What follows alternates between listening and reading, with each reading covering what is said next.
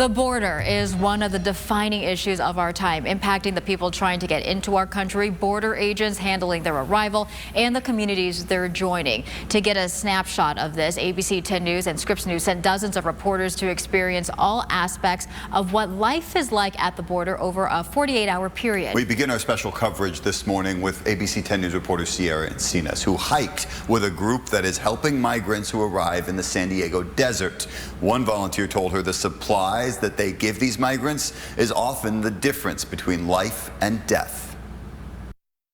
We're in the mountains in Ocotillo, California, about 2 miles away from the U.S.-Mexico border. It's a popular path that migrants take into the United States every year. I can tell you it's rugged, it's dangerous, and migrants lose their lives here. One group of humanitarians is taking matters into their own hands, leaving supplies like water behind so migrants have a chance at survival. The sun shines over the desert trail that leads migrants into the United States from Mexico.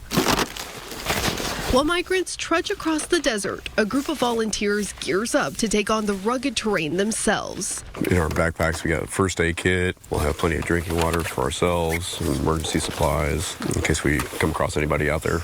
And then we carry the supplies of food, water, protective clothing that we leave at drop sites out there.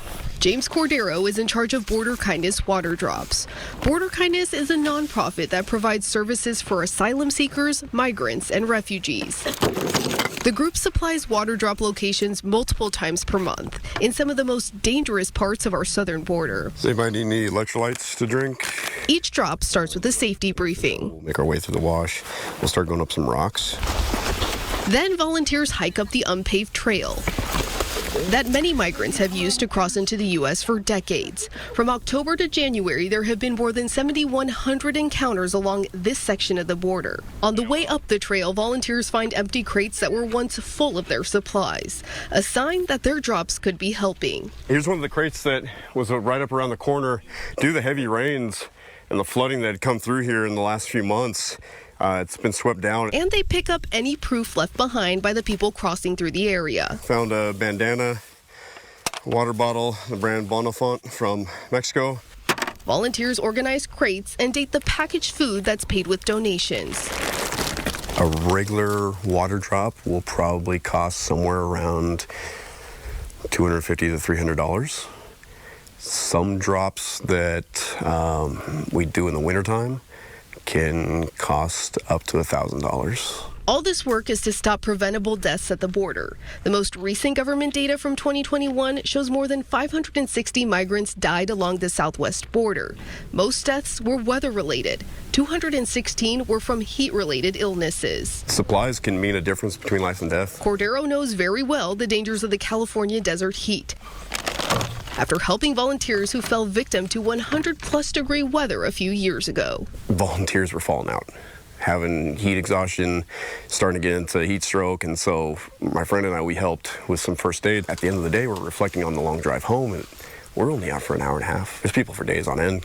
Some volunteers leave more than food. Tu vida vale. Your life matters. It's hope, but the work is controversial. A lot of people question if what you're doing is legal. Prove to me that's not. There's laws, case laws. There's been other humanitarian aid organizations in different states that have been accused of doing illegal activity when it's just a good Samaritan. We've reported when advocates, including Cordero, said they have a hard time crossing the border. If the government imposes something on you, are you in trouble, or do they think you are trouble? I've been on government watch list on the U.S. and Mexico side. Despite it all, his work continues. Cordero says he does it to connect with his grandfather.